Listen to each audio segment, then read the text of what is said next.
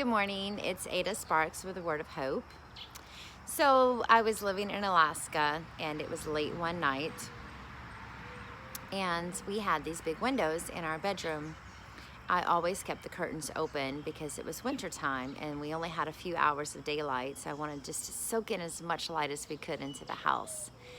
And that night my husband was working out of town. He was driving in late that night, so I had left the front door unlocked.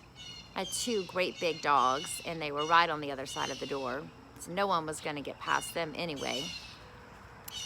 And I was sitting up in bed and I was reading, and all of a sudden I heard knock, knock, knock on my window.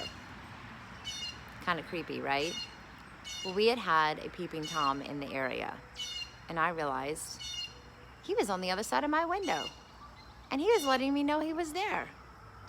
I kind of froze for a moment, and then I called my neighbor who was on the fire department with my husband, and he said, "I'm on my way right now."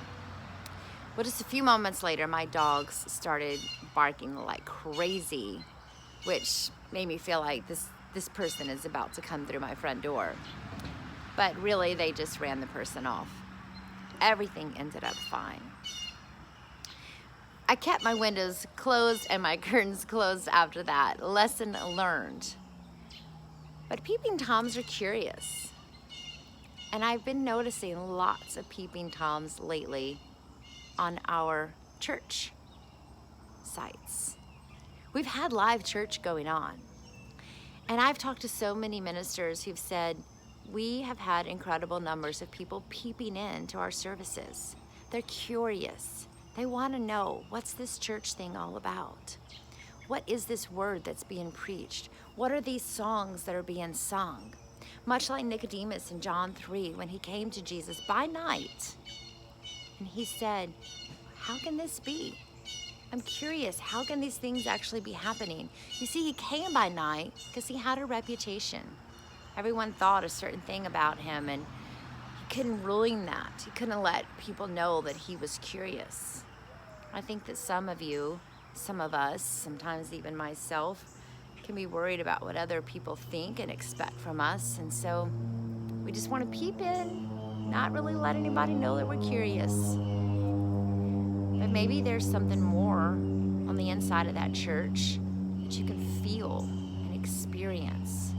This Sunday, our churches are opening their doors, pulling back the curtain, and they're saying, come on in, have a seat on the pew. Don't just listen and watch, but come experience the presence of God Almighty. Come taste and see that the Lord is good. I invite you to find a church this weekend and experience what God has for you. Be wise, not afraid. And be sure you're only peeping in on a real church and not somebody's window. God bless.